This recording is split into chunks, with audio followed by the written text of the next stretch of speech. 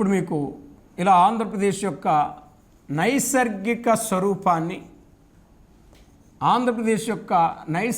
స్వరూపాన్ని మనం ఇలా చూస్తే ఇలా ఉంటుంది. ఈ విధంగా ఉన్నప్పుడు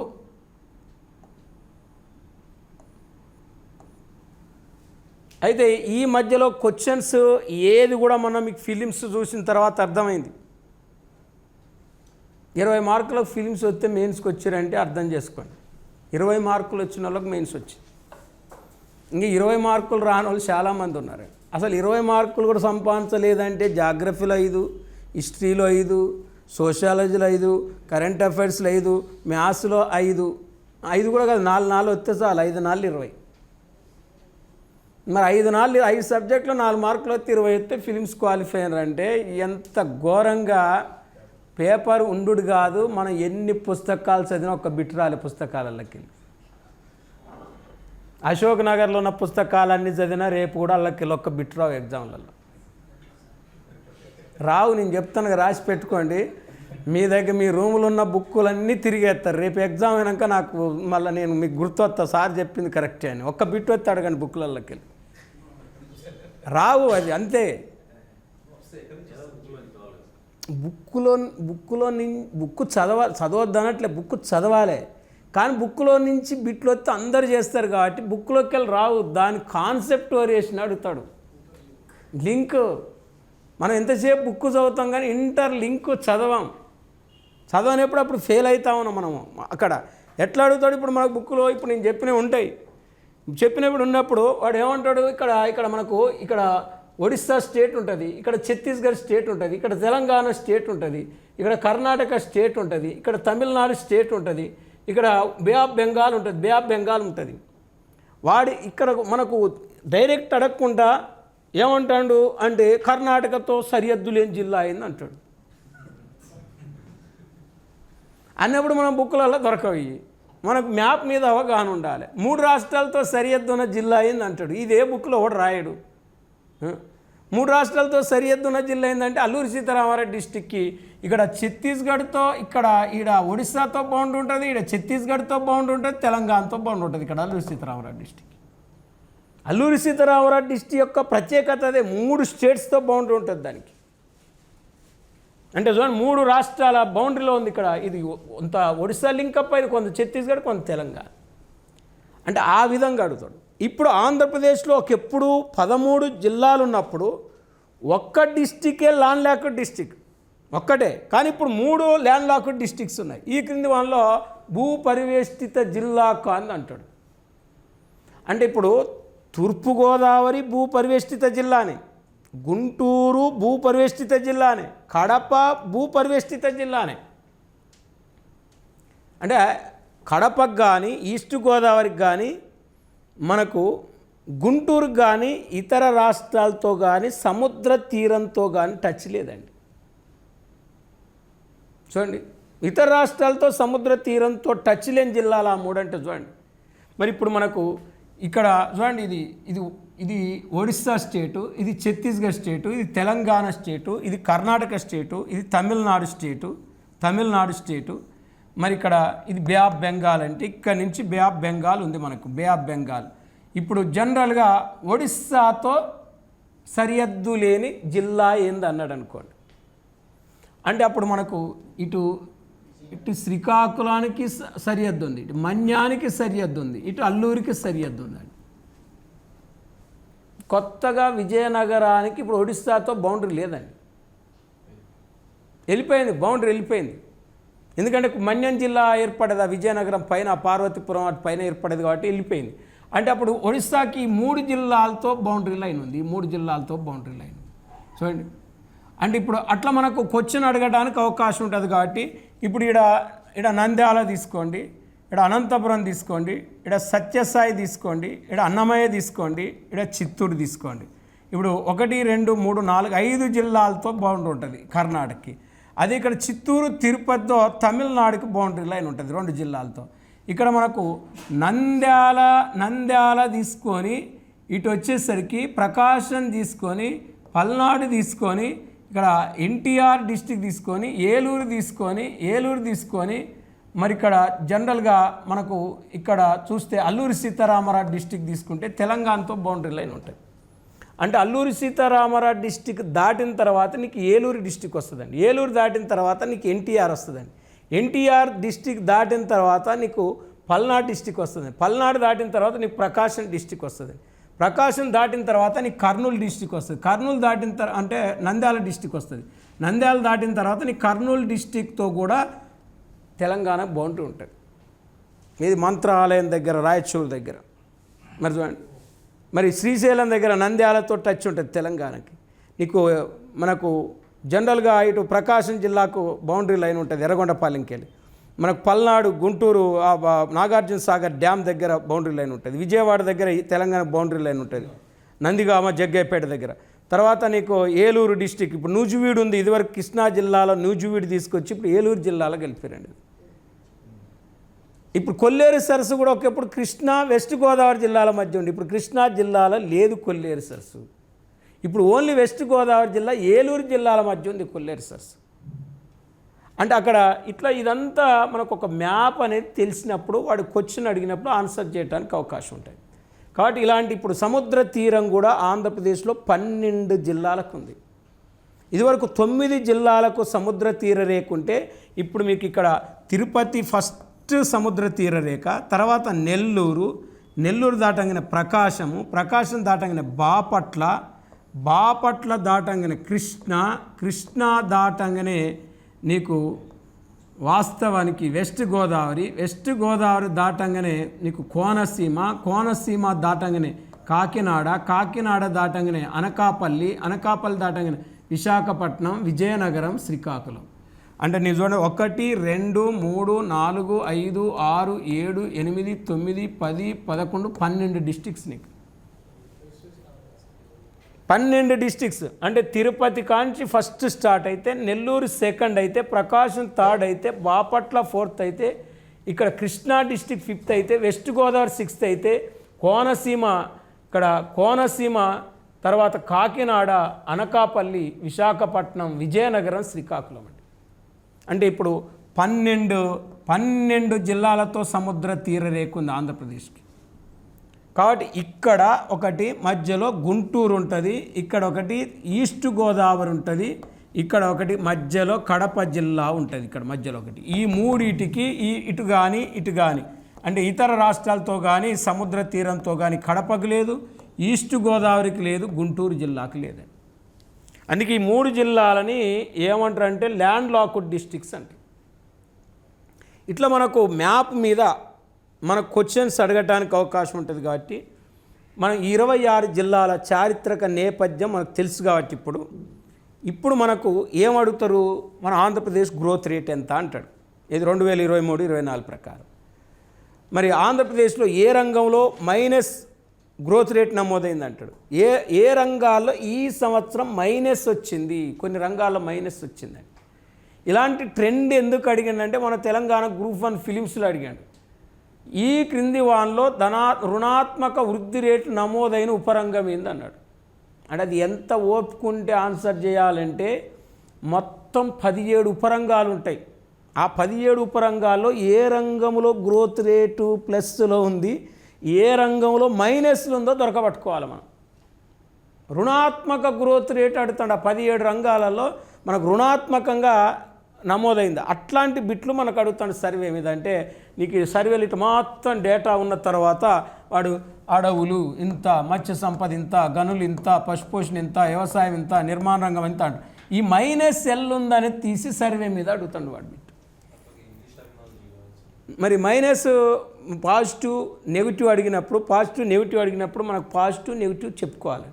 మరి ఇప్పుడు పాజిటివ్ ఎక్కడ ఉంది, నెగిటివ్ ఏ అంటే అగ్రికల్చర్లో ఉందా, ఇండస్ట్రియల్ సెక్టార్లో ఉందా, సర్వీస్ సెక్టార్లో ఉందా, ఫిషరీస్ సెక్టార్లో ఉందా, ఫారెస్ట్ సెక్టార్లో ఉందా, మరి ఇక్కడ కన్స్ట్రక్షన్ సెక్టార్లో ఉందా, రియల్ ఎస్టేట్ సెక్టార్లో ఉందా, పబ్లిక్ అడ్మినిస్ట్రేషన్లో ఉందా, సోషల్ సర్వీస్లో ఉందా. మరి అవి తెలవాలంటే మనం మినిమం ఇక్కడ జిఎస్డిపి అనేది కొంత మనకు తెలవాలి. Gross state domestic product GSDP.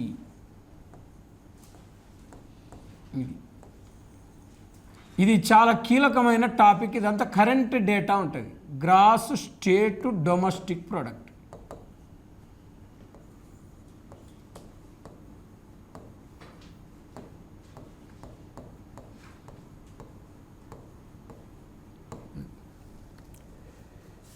Gross state domestic product అంటే దాన్ని మనం ఏమంటాం అంటే తెలుగులో ఏమంటాం? గ్రాస్ స్టేట్ డొమెస్టిక్ ప్రోడక్ట్ అంటే రాష్ట్ర స్థూల దేశీయోత్పత్తి అంటారు. రాష్ట్ర స్థూల దేశీయోత్పత్తి అంటారు. అంటే ఇళ్ళకెళ్ళి ప్రతి గ్రూప్ 2లో ఇప్పటివరకే కంపల్సరీ 2-3 బిట్లు వస్తున్నాయి. ఖచ్చితంగా వచ్చినాయి ఇప్పటివరకు జరిగిన గ్రూప్ 2లో. ఈసారి కూడా మనకు కంపల్సరీ వస్తుంది. ఇళ్ళకెళ్ళి 1-2 ఖచ్చితంగా వస్తాయి. మరి అలాంటప్పుడు గ్రాస్ స్టేట్ డొమెస్టిక్ ప్రోడక్ట్ అంటే ఏంటిది అంటే గ్రాస్ వాల్యూ యాడెడ్కి ఐటీని కూడి సబ్సిడీని తీసేస్తే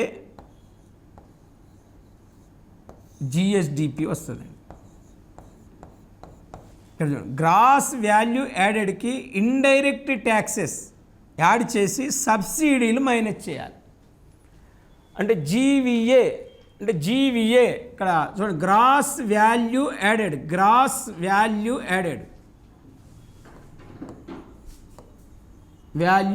యాడెడ్ ఇక్కడ కలపబడిన స్థూల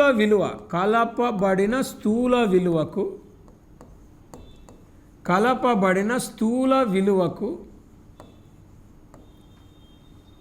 పరోక్ష పన్నులు, ఐటీ అంటే పరోక్ష పన్నులు, ఇండైరెక్ట్ ట్యాక్సెస్, పరోక్ష పన్నులు కూడి సబ్సిడీలు తీసివేస్తే జిఎస్డిపి, రాష్ట్ర స్థూల దేశీయోత్పత్తి వస్తుంది. అంటే ఇప్పుడు మనకు సింపుల్ ఫార్ములా చూడండి. జిఎస్డిపి రావాలంటే ఇక్కడ గ్రాస్ వాల్యూ యాడెడ్కి పరోక్ష పన్నులు కూడాలి, సబ్సిడీలు తీసేయాలి. ఇక్కడ పరోక్ష పన్నులు యాడ్ చేయాలి, సబ్సిడీలు తీసేయాలి. అప్పుడు జిఎస్డిపి వస్తుంది. 2011 గ్రూప్ 2లో ఏమడిగిందంటే ఉత్పత్తి అయిన వస్తు సేవల విలువ నుండి దీనిని మినహాయించగా కలపబడిన స్థూల విలువ వస్తుందని అడిగాడు. ఉత్పాదకాల విలువ, అవుట్పుట్, ఇన్పుట్ వాల్యూ అన్నాడు, సబ్సిడీస్ అన్నాడు, ఇండైరెక్ట్ ట్యాక్సెస్ అన్నాడు, ఎక్స్పోర్ట్స్ అన్నాడు. అంటే ఇది ఎట్లొస్తుందని అడిగాడు. ఇప్పుడు మనం దీన్ని చెప్పుకోవాలి, జీవీఏ చెప్పుకోవాలి, ఓన్ జిఎస్డిపి చెప్పుకున్నాం. జిఎస్డిపి ఎట్లా వస్తుందంటే జీవీఏకి ఏం కూడాలి? ఐటీ కూడాలి. ఏం తీసేయాలి? సబ్సిడీ తీసేయాలి. ఐటీ అంటే ఇండైరెక్ట్ ట్యాక్స్. ఈ పెన్నులో పన్ను ఉంటుంది. ఇప్పుడు ఇంక్లూడింగ్ ఆఫ్ ఆల్ ట్యాక్సెస్ అంటాం. చూడండి, అంటే ఈ పెన్ను తయారు చేసే కంపెనీ మీద గవర్నమెంట్ పన్ను వేస్తే ఆ పన్నును ఆ కంపెనీ గవర్నమెంట్కి కట్టాలి. అంటే ఆల్రెడీ ట్యాక్స్ ఇంక్లూడ్ అయిందా లేదా? ఇంక్లూడ్ అయింది. ఇలా ట్యాక్స్ ఇంక్లూడ్ అయిన తర్వాతనే మార్కెట్లోకి వస్తుందండి. ట్యాక్స్ ఇంక్లూడ్ కాకముందు ఈ పెన్ను మార్కెట్లోకి రాదు. సబ్సిడీ అంటే కంపెనీ, అంటే ప్రభుత్వమే కంపెనీకి ఇస్తుందండి. కొంచెం ఈ పెన్ను 20 రూపాయలకు అమ్మే బదులు 15 రూపాయలకు, 15 రూపాయలకు మార్కెట్లో అమ్మండి, నేను నీకు సబ్సిడీ ఇస్తా అని చెప్తుందండి. అంటే ఇప్పుడు గవర్నమెంట్ చూడండి, కంపెనీ చూడండి. అంటే గవర్నమెంటు కంపెనీకి డిఫరెన్స్ ఏంటంటే జనరల్గా ఇక్కడ ఇది ఇటు రివర్స్ మనం తీసుకుంటే ఐటీ కంపెనీ గవర్నమెంట్ కడుతుంది, సబ్సిడీ గవర్నమెంట్ కంపెనీకి ఇస్తుందండి. సబ్సిడీ అంటే ఎగ్జెంప్షన్. ఇప్పుడు చంద్రబాబు నాయుడు ఉచితంగా 3 సిలిండర్లు ఇస్తా అని చెప్పిండు. మరి 3 ఫ్రీ సిలిండర్స్ అన్నప్పుడు భారత్ గ్యాస్ ఫ్రీ వస్తుందా, శక్తి గ్యాస్ ఫ్రీ వస్తుందా? గవర్నమెంట్ సబ్సిడీ అలా కంపెనీలకు ఇస్తే జనాలకు ఫ్రీ వస్తుంది. అంటే సబ్సిడీ ఒక్కోసారి కంపెనీలకు ఇవ్వచ్చు, లేకపోతే ఒకసారి వ్యక్తి అకౌంట్లోకి ట్రాన్స్ఫర్. నువ్వు గ్యాస్ కొనుక్కోమని చెప్తుంది, కొనుక్కున్నాక నీ అకౌంట్లో డబ్బులు ఎత్తుంది. లేకపోతే గ్యాస్ కంపెనీ కొనుక్కి డైరెక్ట్గా గవర్నమెంట్ అకౌంట్లోకి ట్రాన్స్ఫర్ చేస్తుంది. వాని అకౌంట్లోకి ఎన్ని సిలిండర్లు ఇచ్చినావు క్యాలిక్యులేట్ చేసి పంపమంటుంది. అన్ని సిలిండర్ల డబ్బులు ఒక కంపెనీలోకి ట్రాన్స్ఫర్ చేస్తుంది. మరి చూడండి, అంటే సబ్సిడీ ఎట్నుంచి ఎటు వస్తుంది అంటే సబ్సిడీ అనేది గవర్నమెంట్ నుంచి కంపెనీకి వస్తుందండి, ట్యాక్స్ అనేది కంపెనీ నుంచి గవర్నమెంట్కి పోతుందండి. అంటే చూడండి, అంటే ఇప్పుడు జీవీఏకి ఐటీ కూడి సబ్సిడీ తీసేస్తే ఏమొస్తుంది? జిఎస్డిపి వస్తుంది. మరి ఇప్పుడు జిఎస్డిపి వస్తుంది. జీవీఏ అంటే ఏంటిది? Gross value added. అంటే ఇక్కడ ఫార్ములా జీవీఏ కనుక్కోవాలంటే జీవీఓ మైనస్ జీవీఐ. అంటే జీవీఓ మైనస్ జీవీఐ అంటే gross value output minus gross value input. అంటే gross value output minus gross value input. అంటే ఈ గ్రాస్ వాల్యూ అవుట్పుట్ నుంచి గ్రాస్ వాల్యూ ఇన్పుట్ను తీసేయాలి. అంటే ఇక్కడ అవుట్పుట్ వేరు, ఇన్పుట్ వేరు. ఇప్పుడు అవుట్పుట్, ఇది అవుట్పుట్ పెన్ను. అవుట్పుట్ చేయాలంటే కంపల్సరీ ఇన్పుట్ ఉండాలి. ఇన్పుట్ లేకుంటే అవుట్పుట్ ఉండదు. అంటే మన తెలుగులో అవుట్పుట్ అంటే ఉత్పత్తి, ఇన్పుట్ అంటే ఉత్పత్తి కారకాలు. ఇన్పుట్స్ అంటే ఉత్పత్తి కారకాలు ఉంటేనే ఉత్పత్తి ఉంటుంది. ఉత్పత్తి కారకాలు లేకపోతే ఉత్పత్తి ఉండదు. ఇన్పుట్ ఉంటే అవుట్పుట్ ఉంటుందా? అవుట్పుట్ ఉంటే ఇన్పుట్ ఉంటుందా? అంటే ఇన్పుట్ ఉంటేనే అవుట్పుట్ ఉంటుందండి. ఇప్పుడు భూమి, శ్రమ, మూలధనం, వ్యవస్థాపన, ల్యాండ్, లేబర్, క్యాపిటల్, ఆర్గనైజేషన్, ఈ నాలుగిటిని ఏమంటామంటే ఉత్పత్తి కారకాలు అంటామండి. ఉత్పత్తి కారకాలు అంటాం ఈ నాలుగిటిని. ఫ్యాక్టర్ ఆఫ్ ప్రొడక్షన్స్ అంటాం. మరి ఇప్పుడు ఆ 4 ఉత్పత్తి కారకాలు ఉన్నప్పుడే వస్తువు అనేది తయారవుతుంది. ఇందులో ఏ ఒక్క ఉత్పత్తి కారకం లేకపోయినా వస్తువు తయారు కాదు. ఇప్పుడు సపోజ్ ఇప్పుడు ఉత్పత్తి నుంచి ఉత్పత్తి కారకాల విలువను ఏం చేయాలి? తీసేయాలి. ఇప్పుడు సపోజ్ ఆ వస్తువు ఉత్పత్తి 30 రూపాయలు అనుకోండి, ఉత్పత్తి కారకాల విలువ 10 రూపాయలు అనుకోండి, గ్రాస్ వాల్యూ యాడెడ్ 20 రూపాయలు.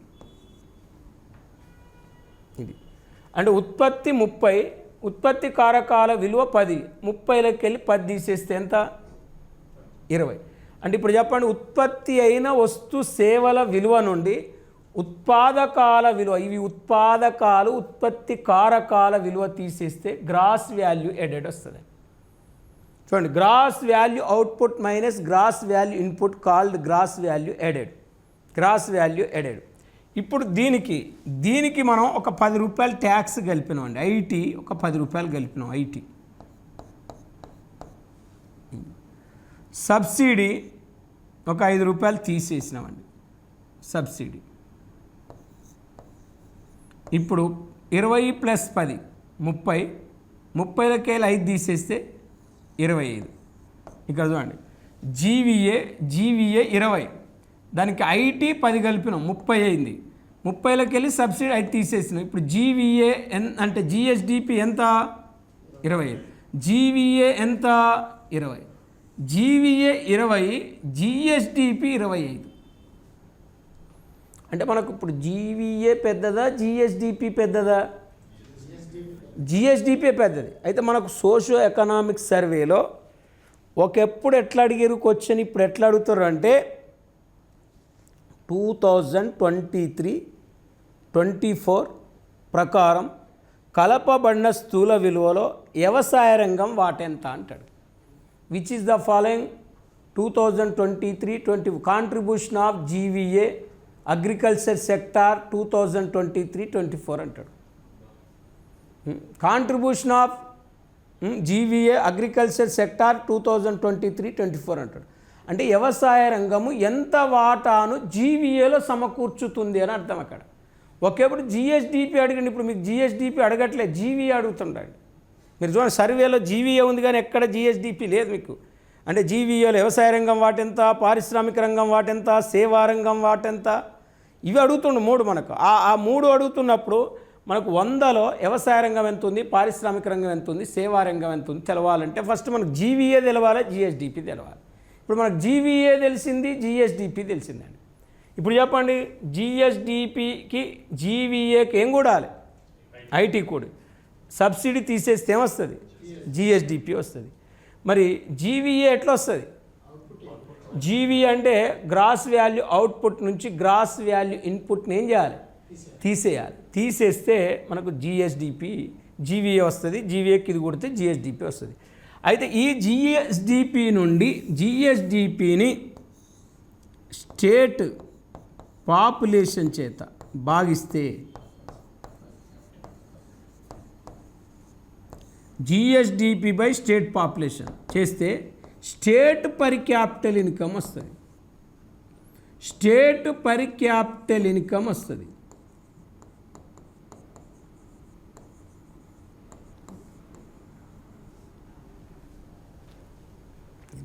అంటే రాష్ట్ర తలసరి ఆదాయం రావాలంటే gross state domestic product divided by state population. అంటే ఇక్కడ స్థూల అంటే రాష్ట్ర స్థూల దేశీయోత్పత్తిని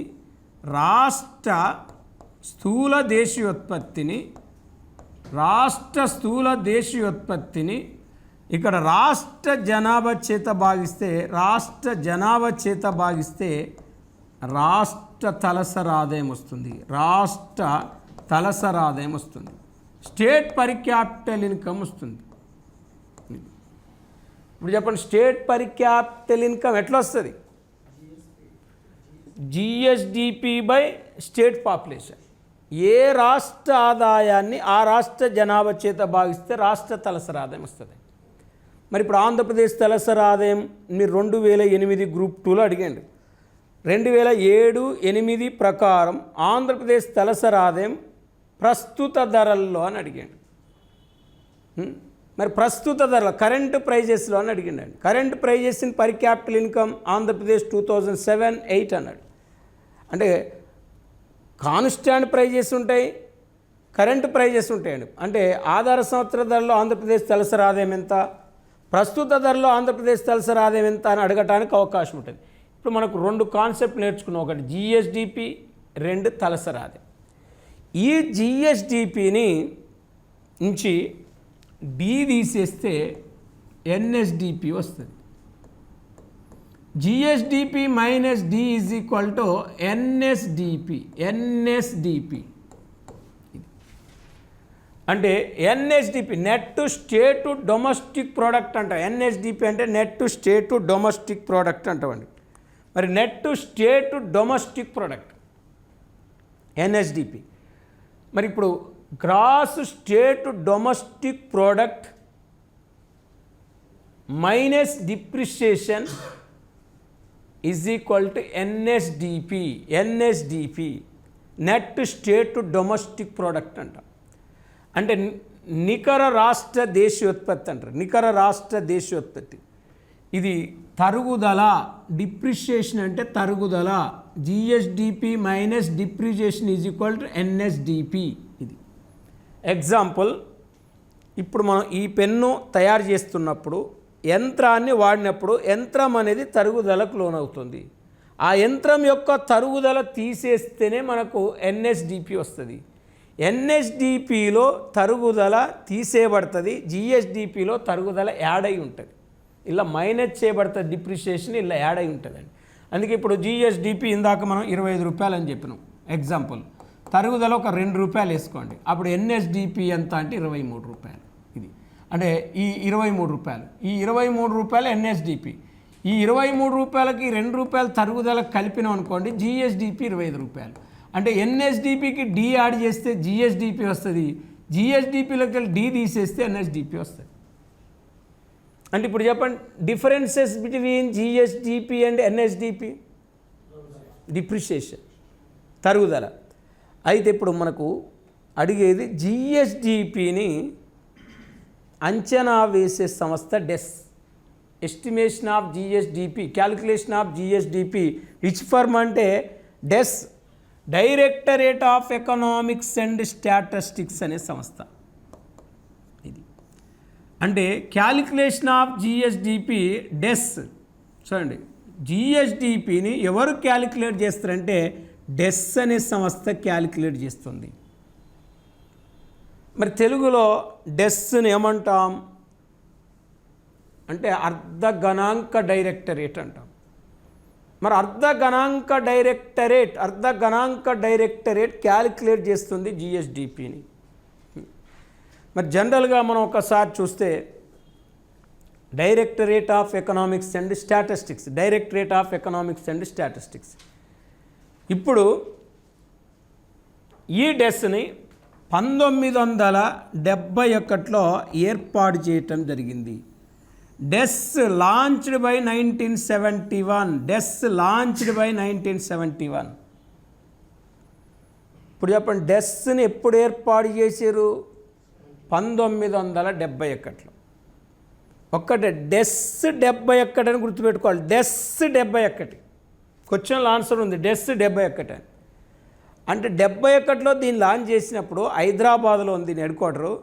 రీసెంట్గా విజయవాడలోని గొల్లపూడిలోకి దీనికి మార్చడం జరిగింది. దీని యొక్క హెడ్ క్వార్టర్ని గొల్లపూడికి మార్చడం జరిగింది. మనకు గొల్లపూడిలో ఉందా అని అడిగారు, ఎగ్జాంపుల్ చెప్పిన మీకు. మరి ఈ జిఎస్డిపిని క్యాలిక్యులేట్ చేసే ఫర్ము డెస్ అని చెప్తున్నాం. జిఎస్డిపిని అంచనా వేయటానికి డెస్ ఆంధ్రప్రదేశ్ ఆర్థిక వ్యవస్థను 3 రంగాలు మరియు 17 ఉపభాగాలు చేస్తుంది. 3 సెక్టార్ 17 సబ్ సెక్టార్స్. సో జిఎస్డిపిని అంచనా వేయటానికి డెస్ ఆంధ్రప్రదేశ్ ఆర్థిక వ్యవస్థను 3 రంగాలు. ఒకటి ప్రైమరీ సెక్టార్ ప్రాథమిక రంగం, సెకండరీ సెక్టార్ ద్వితీయ రంగం, టెరిటరీ సెక్టార్ తృతీయ రంగం. ప్రాథమిక రంగము, ద్వితీయ రంగము, తృతీయ రంగం. Primary sector, secondary sector, territory sector. This is చూడండి, అంటే ఇలా 3 రంగాలు. 17 సబ్ పార్ట్స్. అగ్రికల్చర్ వ్యవసాయము, ఫారెస్ట్ అడవులు, మత్స్య సంపద, పశుపోషణ, క్వారీస్ గనులు. Agriculture, forest and fisheries and cattle and queries. అంటే మనం దీన్ని ఎందుకు చదువుతున్నాం అంటే మనకు 23-24వ సంవత్సరంలో మనకు ఏ రంగంలో అత్యధిక గ్రోత్ రేటు నమోదైంది, ఉపరంగంలో అతి తక్కువ గ్రోత్ రేటు, లేకపోతే ధనాత్మక రుణాత్మక అంటాడు, ఏ రంగంలో రుణాత్మక గ్రోత్ రేటు ఈ సంవత్సరం నమోదైంది మనకి ఏపీలో, దాని మీద మనకు ఫోకస్ చేస్తాడు. కాబట్టి కంపల్సరీ ఈ సబ్సెక్టార్స్ తెలిసి ఉండాలి. మరి ఇప్పుడు ఇక్కడ మనం తీసుకుంటే 6th, 7th, 8th, 9th ఇక్కడ రిజిస్టర్ నమోదైన పరిశ్రమలు, రిజిస్టర్ ఇండస్ట్రీస్, నమోదైన పరిశ్రమలు.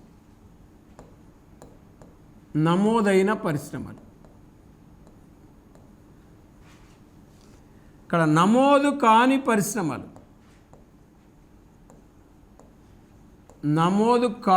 పరిశ్రమలు, ప్లస్ విద్యుత్, electricity. Register industries, non register industries. Electricity విద్యుత్, చమురు,